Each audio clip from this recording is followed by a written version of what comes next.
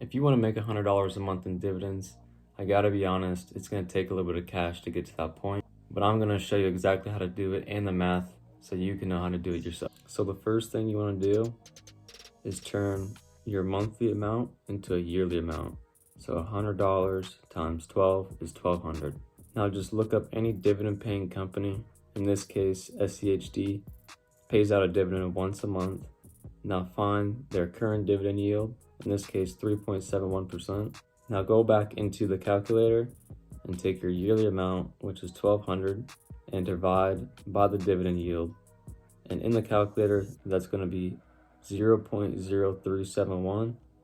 And now we got $32,345 that you need to invest today in that specific company with their current dividend yield to make $100 a month in dividends.